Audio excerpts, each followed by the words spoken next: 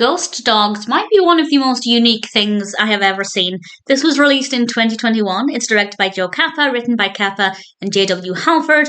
And this is about, well, it's about a rescue dog and a whole bunch of dead dogs. And they're kind of anthropomorphic. And honestly, it's very bizarre. I don't want to go into too much detail about the specifics in this, but I will at the end with a spoiler warning.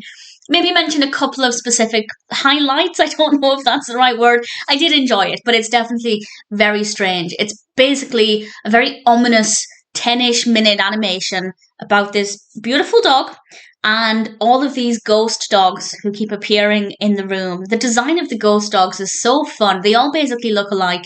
They also do but don't look like dogs, and that kind of adds to the eeriness because they look a bit strange. And whenever we think of deceased dogs, we typically think of happy dogs running over Rainbow Bridge. That's how I think of my dog. That's not what we're getting here. This is dark. I don't want to say it's scary in the sense that I was terrified, because it's not that bad, but it's unnerving. It's unsettling in a really satisfying, fun way. And I was going to mention a specific scene that's really unsettling, but I'll save it for a spoiler warning at the end. But the concept is very creative. The execution is fun, disturbing, and unpredictable. The animation is both gorgeous and also kind of eerie at times. And again, I will mention a specific highlight in a moment of one thing that really stood out to me as being very well done. The whole thing was well done. And the Roomba, I mean, it might be off-brand, but the robot vacuum cleaner was also kind of creepy. I don't know why, but it was really unsettling as well. The music in this is brilliant, definitely adds to the atmosphere. And I always just think it's so brilliant when an animation that's actually quite bright and colourful can still be really unsettling. I think that's a brilliant achievement. And something I always complain about is I hate it when films, horror films, scary films, turn the lights down. We have dim lighting or a dull colour palette because they think that that's necessary to be scary. And yes, it can obviously absolutely help. But here we have an example of quite a bright, colourful film with gorgeous animation and yes, definitely some unsettling animation that really helps capture the mood of the film without relying on dim lights or darker scenes, and I think they did a great job with it.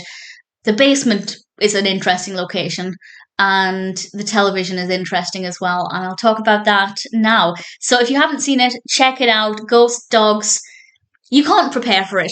It's not a film for which you can prepare. If it sounds like it might appeal to you, jump in and good luck. It is worth it, but it's an experience. So I will now, with a spoiler warning, mention just a couple of specific moments.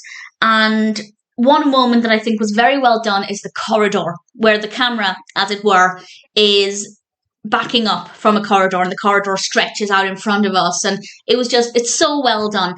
And the basement with the rather satanic aspect, the ritual there, that's actually a more dimly lit scene, but I thought that was very well done. And the most disturbing scene in the entire thing, without a doubt, is when the dogs are watching a dog food commercial, which I thought was quite fun. We get to see a bit of the commercial. It was quite interesting. And they're all, how can I say this on YouTube without getting demonetized? They're all pleasuring themselves. We just see the backs of the dogs and their arms moving. And it's just the ghost dogs as well. Ghost dogs pleasuring themselves in front of a dog food commercial. It's a bit nuts. And it works very well. It's a very unique, very creative, definitely very disturbing animation. And I'm here for it. I thought it was great. If you haven't seen it, definitely check it out. Ghost Dogs is not one that I'll forget in a hurry.